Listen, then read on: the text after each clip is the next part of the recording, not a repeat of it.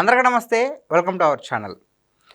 ఈ మధ్యకాలంలో జగన్మోహన్ రెడ్డి గారి తీరు చూసి నెటిజన్లే కాదు సీనియర్ జర్నలిస్టులు కూడా షాక్ అవుతున్నారు. అయితే రీసెంట్గా జగన్మోహన్ రెడ్డి గారు సీదిరి అప్పలరాజుని పరామర్శించడానికి అయితే వైజాగ్ వెళ్ళడం జరిగింది. మరి ఈ అంశం పైన మనతో పాటు విశ్లేషించడానికి ఉన్నారు సీనియర్ జర్నలిస్ట్ దుర్గా కుమార్ గారు. సార్ నమస్తే అండి. నమస్తే రామకృష్ణ, మన వీక్షక మిత్రులకు కూడా. సార్, జగన్మోహన్ రెడ్డి గారు మరి నేడు ఈరోజు సీదిరి అప్పలరాజుని పరామర్శించడానికి అయితే వెళ్ళడం వాస్తవం. సో ఆ దారి పొడవునా కూడా వైజాగ్లో ఆయన కోసం ఏకంగా ఆంక్షలను కూడా దాటుకుని వస్తున్నారు. అభిమానం అనేది ఆంక్షలను దాటేసింది, పోలీసులు ఎంత ఆపినా సరే ఆపలేకపోతున్నారని చెప్పేసి ఒక పక్క సాక్షి మీడియాలో కూడా బాగా ప్రచారం చేసుకుంటున్నారు. మరోపక్క అందరూ కొంతమంది జనాలు ఒక ఫ్లెక్సీని పట్టుకుని thank you Jagan for Bhogapuram airport అని చెప్పేసి అంటున్నారు. సో ఏంటంటారు మొత్తానికి? ఏం చెప్తారు అసలు దీని గురించి? జగన్మోహన్ రెడ్డి గారు అనే వ్యక్తి భారత రాజకీయాల్లోనే ఒక విభిన్నమైన వ్యక్తి అండి. ఆయనతో పోల్చడానికి గతంలో కానీ భవిష్యత్తులో కూడా ఇలాంటి రాజకీయవేత్త ఉంటాడని అయితే నేను అనుకోను. నేను 47 ఏళ్ల నుంచి జర్నలిజంలో ఉండటం వలన నేను రకరకాల తరాల నాయకులను కూడా చూశాను. ఒక వారధిలాగా ఇప్పుడు వాళ్ళని చూస్తున్నాను, గతంలో వాళ్ళని కూడా చూశాము. మరి ఆ టైంలో కూడా ఇలాంటి వ్యక్తిత్వం ఉన్న రాజకీయవేత్తలు ఎవరు నాకు నా జ్ఞాపకంలో కూడా గుర్తు రావట్లేదు. ఇప్పుడు మీరు అడిగారు ఆయన సీదిరి అప్పలరాజుని పలకరించడానికి వెళ్తున్నాయని. అసలు సీదిరి అప్పలరాజుకి వచ్చిన కష్టం ఏంటండి? ఆయనకి ఏమన్నా ఇబ్బంది వచ్చిందా? వాళ్ళ అబ్బాయి మోటార్ సైకిల్ యాక్సిడెంట్ చేశాడు, ఆయనేమి కావాలని చంపాడని ఎవరు అంటలేదు, అనరు కూడా. ప్రమాదవశాత్తు జరిగింది. ప్రమాదవశాత్తు జరిగినప్పుడు ఏం చేయాలంటే చట్టం తన పని తను చేసుకునేవాళ్ళు. ఆ అప్పలరాజు గారు చేసిన పని ఏంటంటే మా అబ్బాయి ప్రమాదం చేసినా సరే చట్టం తన పని చేయకూడదు అని ఆయన అడ్డం పడ్డాడు. చట్టంకి అంటే చనిపోతే చనిపోయాడు, కానీ నా కొడుకు మాత్రం ఆ కేసుని నెత్తి మీద అతని మీద పడకూడదు, అతన్ని తప్పించాలి అంటే నేర ప్రదేశంలో ఉన్న సాక్ష్యాధారాలని చెరిపేశాడు. ఎవరైతే ప్రమాద కారకుడో ఆ ప్రమాద కారకుడిని అక్కడి నుంచి తీసుకెళ్ళిపోయాడు. ఎవరైతే ఒక అమాయకుడైన వ్యక్తి ఉన్నాడో అతను తీసుకొచ్చి ఇతనే ప్రమాదం చేసినట్టు సృష్టించాడు. ఈ ప్రమాదం చేసిన వ్యక్తిని తీసుకెళ్ళి దాచి హాస్పిటల్స్లో ట్రీట్మెంట్ పేరుతో ఆయన్ని ఏసీ రూముల్లో ఉంచడానికి ప్రయత్నించాడు. తర్వాత ఎవరైతే చనిపోయారో వాళ్ళకి ప్రాథమికమైన వైద్యం ఇవ్వటానికి బదులు కొడుకు పారిపోయాడు కదా, కనీసం అవతల వ్యక్తి ఎలా ఉన్నాడో వెళ్ళి పట్టించుకోలేదు. తీరా వెళ్ళిన తర్వాత అతను చనిపోయి ఉంటే 8.5 లక్షలు ఇస్తాము, మీరు ఇది కేసు పెట్టొద్దు అని చెప్పాడు. అసలు ఒక రోడ్డు ప్రమాదంలో చనిపోతే నువ్వు 8.5 లక్షల తర్వాత ఎవరో ఒక యూట్యూబ్ పిల్లాడు వెళ్ళి వాళ్ళు 5.5 లక్షలు ఇచ్చి వచ్చాడు. కుర్రాడు, ఒక చిన్న యూట్యూబర్, అదే దానయ్య కుటుంబానికి 5,30,000 వాళ్ళ యూట్యూబ్ సందాదారుల దగ్గర నుంచి వచ్చినాయంట. ఇంకొక 20,000 అతను వేసుకుని 5.5 లక్షలు ఇచ్చాడు. ఇప్పుడు నీ కొడుకు ప్రమాదంలో అతను చనిపోయినప్పుడు కేసుగా కానివ్వండి, కానీ వాళ్ళకి ఇవ్వదలుచుకుంటే నువ్వు ఎప్పుడైనా కూడా 8.5 లక్షలు ఇవ్వచ్చు కదా. కేసు పెట్టొద్దని వాళ్ళ మీద ఒత్తిడి తీసుకొచ్చారు, అది కూడా తప్పు కదా. రెండోది 1.5 లక్షలు ఇచ్చి వాళ్ళ భార్యని, దానయ్య భార్యని వచ్చి మా ఇంట్లో పని చేసుకోమని, అదేమన్నా పెద్ద పోస్టా? నీ ఇంట్లో పని చేయటానికి నువ్వు 1.5 లక్షలు ఇచ్చినందుకు నీ కొడుకు ప్రమాదం చేసి చంపినందుకు వాళ్ళకి పట్టిన గతి అది ఒక మానవత్వం ఉండ వ్యక్తి చేయాల్సిన పని కాదు కదా. అందులోనూ తను అంతకుముందు మాజీ మంత్రి కూడా కదా. తను కూడా కష్ట సుఖాలు తెలిసిన వ్యక్తి అయ్యి ఉండి నిజంగా కనుక ఏదో జమీందారీ కుటుంబం నుంచి వచ్చి అసలు కష్టమే తెలియదు ఆయనకి, అసలు జనం ఎట్టా బతుకుతారు అని అంటే అది వేరే మాట. తను కూడా ఒక చంద్రబాబు నాయుడు గారి గురించి చాలా అవాకులు చవాకులు కూడా పేలాడు, నేను ఒక డాక్టర్ని అని. నువ్వు డాక్టర్ అయి ఉంటే ఒక ప్రమాదం జరిగినప్పుడు ఫస్ట్ ఆదుకోవాల్సింది ఎవరిని? బాధితుడిని. గోల్డెన్ అవర్ అంటారు. ఫస్ట్ అవర్ లోపల కనుక అతన్ని సేవ్ చేయగలిగితే సేవ్ అయ్యే అవకాశం ఎక్కువ ఉంది. ఇక ఆ తర్వాత బ్లీడింగ్ అయిపోయిన తర్వాత, రక్తస్రావం అయిన తర్వాత చనిపోతారు. ఇప్పుడు ఒక డాక్టర్ కొడుకు అయ్యి అతను ఆ ప్రమాదం చేసి పక్కన ఆయన ధైర్యంగా తీసుకుని అతన్ని ప్రాణాన్ని కాపాడే ప్రయత్నం చేయలేదు, ప్రాణానికి షరాబులాగా విలువ కట్టే ప్రయత్నం చేశాడు అప్పలరాజు. మరి అప్పలరాజు గారు ఆ రోజున చంద్రబాబు నాయుడు గారి గురించి ఎటువంటి మాటలు మాట్లాడాడంటే, ఆయన్ని చంద్రబాబు నాయుడు గారు ఆయన జీవితంలో అట్లాంటి విమర్శలు ఎదుర్కొని ఉండడు. ఆయన అయినా నవ్వుతానే ఆయన ఇంకా చూస్తున్నాడు. అంటే ఈ మనిషి ఒక మనిషి మాట్లాడుతున్నాడా లేకపోతే ఏదైనా మానవ మృగమా అని ఆయన అబ్జర్వ్ చేస్తున్నాడు. అతనిలో ఒక మృగంలో ఉండ లక్షణాలు ఆయన గమనించాడు. కాబట్టి ఇక మానవుడు మాట్లాడితే పట్టించుకోవాలి కానీ ఒక మృగం మాట్లాడితే పట్టించుకోవాల్సిన అవసరం లేదని చంద్రబాబు నాయుడు గారు ఒక నిర్ణయానికి వచ్చేసాడు. అది చూస్తున్న వాళ్ళు కూడా అర్థమైపోయింది. ఇక ఇతను ఒక మనిషి కాదు, ఎక్కడి నుంచి వచ్చాడో కానీ ఇదేదో కొత్త జీవి అనుకున్నారు. ఇవాళ అతను చేసిన పనికి ఈ జగన్మోహన్ రెడ్డి గారు వెళ్ళి ఆయన్ని పరామర్శిస్తే జగన్మోహన్ రెడ్డి గారు కూడా అప్పలరాజు గారు చేసిన పని సమర్థించినట్టుగానే భావించారు ప్రజలు. అట్లాగే వాళ్ళ సొంత బాబాయ్ విషయంలో కూడా ఆయన అదే చేశాడు. అంతకుల్ని దాచి ఎవరో అమాయకులైన చంద్రబాబు నాయుడు గారిని, లోకేష్ గారిని, బీటెక్ రఘు, ఆదినారాయణ రెడ్డి ఎవరిని పడితే వాళ్ళ మీద అంటే తను ఒక ప్రజా జీవితంలో ఉండి బాధిత కుటుంబాలను వెళ్ళి పరామర్శించాలి. కానీ ఒక మనిషి చనిపోవటానికి కారకుడు అవటమే కాకుండా కేసుని మాఫీ చేయటానికి కూడా ప్రయత్నించి డబ్బులు వెదజిమ్మితే ఎవరైనా నోరు మూసుకుంటారు. పోలీసులకు కూడా ఆ కేసును తప్పుదోవ పట్టించే విధంగా వేరే నిందితుడిని పోలీసులు పెడతారండి. సార్ అసలు అంత నెసెసిటీ ఎందుకు వచ్చిందండి? ఇప్పుడు ఆయన్ని వెనకేసుకు రావాల్సినంత అవసరం ఏమొచ్చింది జగన్మోహన్ రెడ్డి గారు? ఎవరికైనా ఇప్పుడు మాబోటేళ్ళకు కూడా అర్థం కాంది అదే. ఇంతకుముందు అన్నారు చూసారా, సీనియర్ జర్నలిస్టులకు కూడా అర్థం కావట్లేదు జగన్మోహన్ రెడ్డి గారి ప్రవర్తనని, ఆయన వ్యవహార తీరు. నిజంగా అక్కడికి వెళ్ళాల్సిన అవసరం, నువ్వు ఒక మాజీ ముఖ్యమంత్రివి, అనేక ప్రమాదాలు రోజు జరుగుతూనే ఉంటాయి, గంటకే కొన్ని వందల ప్రమాదాలు జరుగుతాయి ఈ దేశంలో. దాన్ని ఎవరు తప్పు పట్టట్లేదు. నిర్లక్ష్యం మూలం జరుగుతాయి కొన్ని, ఒక విధి ప్రకారం జరుగుతాయి కొన్ని. ఇక ఇవాళ అందులో మోటార్ వెహికల్స్ అన్నీ కూడా స్పీడ్ పెరిగిపోయినాయి. ఇప్పుడు అతను సీసీ పెరిగిపోయింది, అతను తోలింది కూడా బుల్లెట్లు మా చిన్నప్పుడు ఉండే, తర్వాత మధ్యకాలంలో వెళ్ళిపోయినాయి. ఇప్పుడు ఇంకా ఇంప్రూవైజ్డ్ అంటే ఇంకా పవర్ పెంచిన బుల్లెట్లు వస్తున్నాయి. 650 సీసీ బుల్లెట్లు కూడా ఉన్నాయి. మరి అతను తోలింది 350 అయినా అదేం తక్కువది కాదు. ఇప్పుడు ఆ మనిషి అయితే చనిపోయాడు కదా. ఇప్పుడు మీరు అన్నట్టు ఈయన వెళ్ళి ఆయన్ని పరామర్శించే బదులు దానయ్య కుటుంబానికి దగ్గరికి వెళ్ళి మాజీ మంత్రి గారి కుటుంబం వల్ల మీరు నష్టపడ్డారు కాబట్టి ఏదైనా 10 లక్షలు 20 లక్షలు విరాళంగా ఇచ్చి వాళ్ళకి ఏదైనా జీవనోపాధి చూపిస్తే బాగుండేది. చీతిరి అప్పలరాజు ఆ కేసుని మాఫీ చేయడానికి వాళ్ళ తమ్ముడిని పంపి హాస్పిటల్లో తన్ని ఏసీ రూముల్లో పెడితే ఆయన, నేను ఒకటే అంటున్నా, జగన్మోహన్ రెడ్డి గారు ప్రజలకు ఏం మెసేజ్ ఇవ్వదలుచుకున్నాడు? తమ్మినేని సీతారాం గారు ఒక వ్యక్తి బతికొండ వ్యక్తిని చనిపోయినట్టు సర్టిఫికేట్ రాయించి ఆ ఆస్తిని తన కుటుంబం పేరు రిజిస్టర్ చేసుకుని ఇప్పుడు నేను కూడా బాధితుడు నేను అంటున్నాడు.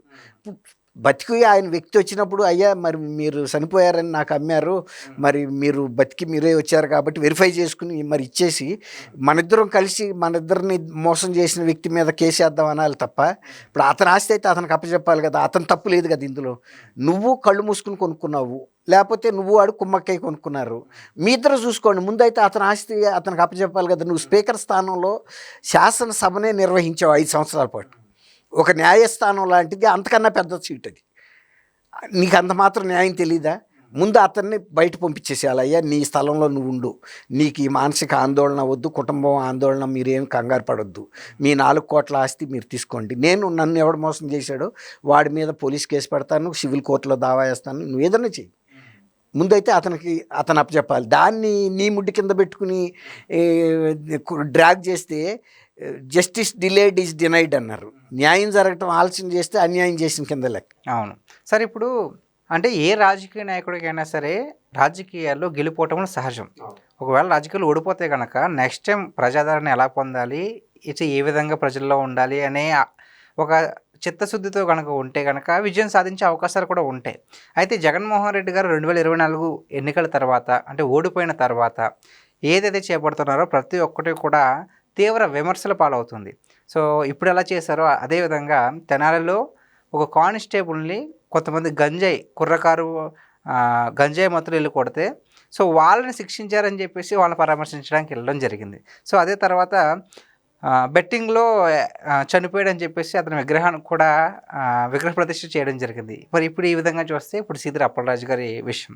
సో ఇటువంటివన్నీ కూడా ప్రోత్సహిస్తే ప్రజల్లో ఆదరణ పెరుగుద్దా, ఉన్నదానికంటే తగ్గిపోద్దా? ఇప్పుడు అంత ఆయనకి తెలివి తక్కువడేం కాదు.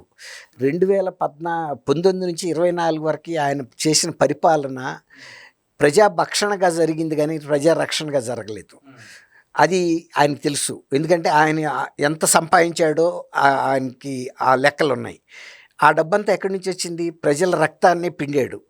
అది ఆ మాట ఆయన సొంత చెల్లి షర్మిల చెప్పింది. ఆయనకి గురువు లాంటి వ్యక్తి, తండ్రి లాంటి వ్యక్తి రాజమండ్రి ఉండవల్లి అరుణ్ కుమార్ గారు కూడా ఒప్పుకున్నాడు ఇది ప్రజల నుంచి. తర్వాత కాసు ఆయన గురజాల ఎక్స్ఎమ్మెల్యే ఆయన కూడా చెప్పాడు, మాది మద్యం రక్తం పిండిన ఫలితం మాకు ఎన్నికల్లో చూపించింది అని. కాబట్టి ఆయన ఇక ప్రజల్లోకి వెళ్ళి మంచి పని చేస్తాను అంటే నమ్మేటంత అమాయకులు ఎవరు లేరు. సో మరి ఇప్పుడు ఈ రోజు వెళ్తే కనుక ఫ్లెక్సీలు పట్టుకుని thank you for Bhogapuram airport అని చెప్పేసి అన్నారు. అసలు ఏంటి అది? అసలు ఆయన భోగాపురం విజయనగరం దగ్గర కడుతున్న ఎయిర్పోర్ట్ని ఎర్ర బస్సుకి వెళ్ళిన సాటికి ఎయిర్ బస్ కావాలా అని వ్యంగ్యంగా మాట్లాడాడు. ఆయన ఉద్దేశంలో ఏంటంటే అక్కడ ఎయిర్పోర్ట్ నిర్మాణం జరగదు, ఎయిర్ బస్సు దిగదు. అసలు అక్కడ ఎందుకు కడుతున్నారు అంటే ఆయనకు ఉత్తరాంధ్ర ప్రజలంటే వాళ్ళు ఒక మనుషుల్లా కనపట్టాల. అంటే వీళ్ళకి గనులు ఇవన్నీ దోసుకు తిన్న దీని మీద వాళ్ళు ఏదో ఒక అమాయకులు, ఏదో అడవి మనుషులు అనుకుంటున్నాడు. విజయనగరంలో ఎయిర్ బస్సు దిగేసింది, ఆల్రెడీ ట్రైలు దిగేసింది. రేపు ఆగస్టు 1న ప్రధానమంత్రి గారు స్వయంగా వచ్చి పూర్తి స్థాయి ఆపరేషన్స్ని మొదలు పెట్టబోతున్నాడు.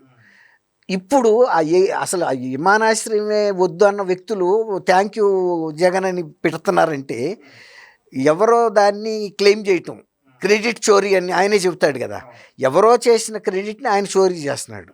అట్లాగే అమరావతిని వద్దు అని చెప్పాడు. ఇవాళ అమరావతి నిర్మాణం జరుగుతుంటే మావి గన్నాన్ని ఇంకో రాజధాని పెట్టమంటాడు. తర్వాత బిల్లు పాస్ అవుతుంటే ఆయన విజయవాడలో పెట్టమంటాడు. అంటే ప్రజల్ని అనవసరపు గందరగోళంలో పెట్టి తను రాజకీయ లబ్ధి పొందాలని చూస్తున్నాడు. ఒక్క రాజధాని కట్టని వ్యక్తి 3 రాజధానులు కడతానని చెప్పటం ఏంటంటే 3 ప్రాంతాల ప్రజల్ని ఆకట్టుకుంటే వాళ్ళు జీవితకాలం వల్ల నాకే ఓట్లు వేస్తూ ఉంటారు. జీవితకాలంలో ఇతను ఏ రాజధాని కూడా కట్టడు. తను రాజకీయ జీవితం అంతమైపోయాక ఇదే ఆట, రాజధాని ఆట. కానీ ప్రజలకు అర్థమైపోయింది. 24లోనే చెక్ పెట్టారు, అరే బాబు నువ్వు ఒక రాజధాని కాదు, 3 కాదు, అసలు నువ్వు రాజధాని కట్టవు, ఇక నువ్వు రాజకీయాలకే పనికిరావు, అందుకని నీకు ఈ 11 స్థానాలు ఇచ్చాము, కనీసం ఆ పనన్నా సరిగ్గా చేయమన్నారు. ప్రజల మీద కక్ష కట్టాడు. మీరు నాకు ప్రతిపక్ష హోదా ఇవ్వలేదు కాబట్టి నేను మీ సమస్యలని అసెంబ్లీలో ప్రస్తావించను. నేను కాదు, మా 10 మంది కూడా, నా అనుచరులు కూడా వెళ్ళరు, మేము బాయ్కాట్ చేసేస్తాం. అంటే బాయ్కాట్ ఎవరిని చేస్తున్నారు? మిమ్మల్ని ఎన్నుకున్న ప్రజలను బాయ్కాట్ చేస్తున్నారు. అయితే కూటమి ప్రభుత్వం ఆ 11 మంది నియోజకవర్గాలు ఈ 10 మందితో పాటు పులివెందుల నియోజకవర్గానికి కూడా ఆ ప్రాతినిధ్యం వహిస్తున్న జగన్మోహన్ రెడ్డి గారు అసెంబ్లీకి రాపోయినా ఆ నియోజకవర్గానికి నీళ్ళైతే పంపించేశారు. ఎందుకంటే జగన్మోహన్ రెడ్డి మూలాన అక్కడ ప్రజలు ఇబ్బంది పడకూడదు కదా. రాష్ట్రం మొత్తం కూటమి ప్రభుత్వ పరిపాలనలో ఉంది. అక్కడ ఎమ్మెల్యే ఎవరనేది అప్రస్తుతం. ప్రజలు వాళ్ళ విశ్వాసం ప్రకారం వాళ్ళు ఓట్లు వేశారు. నెక్స్ట్ టైం వాళ్ళ పెర్ఫార్మెన్స్ బాగోకపోతే వాళ్ళే మార్చుకుంటారు వాళ్ళ అభిప్రాయాలని. అందుకని అభివృద్ధిని అన్ని ప్రాంతాలతో పాటు ఈ 11 నియోజకవర్గాలకు కూడా పంపించేస్తున్నారు, కట్టడి చేయట్లేదు. ఇప్పుడు జగన్మోహన్ రెడ్డి గారు మీరు అడిగారు, ఇట్లాంటిది చేయటం వలన, ఇట్లాంటి అసాంఘిక శక్తుల్ని ప్రోత్సహించడం వలన ప్రజల్లో ఆయనకి కీర్తి పెరుగుతుందా, ప్రతిష్ట పెరుగుతుందా, తగ్గుతుందా అని. కీర్తి ప్రతిష్ట పూర్తిగా పోయిందని తెలిసి ఆయన ప్రజాస్వామ్యయుతంగా గెలుపొందలేము, భయం కల్పించడం ద్వారా వచ్చే ఎన్నికల్లో కనుక మాకు ఓటు వేయకపోతే కనుక మిమ్మల్ని అమ్మవారి జాతరలో పొట్టేళ్ల తలలు తెగినట్టు రఫ తెగుతాయని అందరికీ అదే బాట. తర్వాత అది నిజమో కాదో అనుకుంటారేమోనని మేకపోతుల్ని బలిచ్చి, కోళ్ళని బలిచ్చి ఆయన ఫ్లెక్సీలకి రక్తాలు జిమ్మించి, నువ్వు జిమ్మించే రక్తం కోసం ఎదురు చూస్తున్నావు. ఇప్పుడు కనుక వాళ్ళు ఫ్లెక్సీలు పెట్టినట్టు thank you Jagan for Bhogapuram airport అని. భోగాపురం ఎయిర్పోర్ట్లో ఆయనదే ఉంది, ఆపటానికి ప్రయత్నించాడు అమరావతి రాజధాని లాగానే. అది ఆగలేదు, ఇది ఆగలేదు, మంచిని ఎవడు ఆపలేడు. ఇది అరిచేతిని అడ్డుపెట్టి సూర్యకాంతిని ఆపలేరు అంటారు చూసారా. ఏదైనా చెడ్డ పని ఆపొచ్చు, ఇది చేయడం పెట్టి, మంచి పని ఎవరు ఆపలేరు. ఎందుకంటే ప్రజలకు కావాల్సింది వాళ్ళు తెచ్చుకుంటారు, మన మీదగా తొక్కి అయినా సరే. ఇప్పుడు తెనాలిలో ఆ రోజున వాళ్ళు పోలీసుల్ని ఇష్టానుసారం కొట్టారు గంజాయి మత్తులో. బాధితులు పోలీసులు, ఆ తర్వాత పోలీసులు తిప్పుకుని వాళ్ళని కొట్టారు, కొట్టకుండా ఊరుకోరు. కొట్టకపోతే కనుక సమాజంలో పోలీసులను అందరూ కూడా అదే విధంగా కొడతారు. వాళ్ళు తిరిగి ఇట్లాంటి అసాంఘిక శక్తుల్ని పోలీసులు ఫస్ట్ టైం మేము దెబ్బతిన్నా మళ్ళీ వాళ్ళని కూడా కొట్టాము అనిపించడానికి నడి బజార్లో కూర్చోబెట్టి కాళ్ళ మీద వాళ్ళకి వాతలు పెట్టారు. పెట్టాలి కూడా. పెట్టకపోతే వాళ్ళు మేము పోలీసులనే కొట్టాము, మిమ్మల్ని కొట్టడం ఒక లెక్క అనే కాడికి వస్తుంది ప్రజల మీద. అప్పటికి చేస్తున్నారు. ఆ బజార్లో మహిళలు కూడా వెళ్ళలేని పరిస్థితి. కాబట్టి జగన్మోహన్ రెడ్డి గారు ఇక ఆయనకి ఆశ అయితే లేదు. ఇక ఎందుకు లేదంటే చేసిన పనులు అలాంటివి. ఇంతవరకు ఏ రాజకీయ పార్టీ, ఏ రాజకీయ నాయకుడు చేయనటువంటి పరిపాలన చేశాడు. కాబట్టి ఇక నేను వచ్చిన కాడికి దండుకున్నాడు. తండ్రి ఉన్నప్పుడు క్విడ్ ప్రోకో ద్వారా సంపాదించాడు. ఆయన టైంలో స్వయంగా కుంభకోణాలు చేసి సంపాదించాడు. దేశంలో ఏ రాజకీయ నాయకుడికి లేనంత ఆస్తిపాస్తులు, మీడియా హౌసులు, అనేక ఫ్యాక్టరీలు, అనేక రాష్ట్రాల్లో స్పెషల్ పెద్ద పెద్ద ప్యాలెస్లు ఉన్నాయి. కాబట్టి ఇక ఆయనకి రాజకీయాల్లో ఉంటే ఎంత, లేకపోతే ఎంత. అందుకే చాలామంది జగన్మోహన్ రెడ్డిని నమ్ముకున్న వ్యక్తులు కూడా ఇక ఇతను ఈ రాజకీయ పార్టీ నడపలేడని వేరే వేరే పార్టీలకి సర్దుకుంటున్నారు. లేదంటే రాజకీయాలకి విరమించుకుని వాళ్ళ సొంత వ్యవహారాలు పరిమితం అవుతుంది. ఓకే, చూసారు కదండి.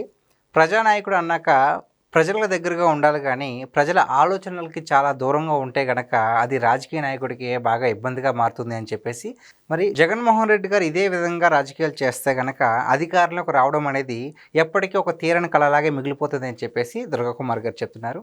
Thank you sir. Thank you Ramakrishna, మన వీక్షక మిత్రులకు.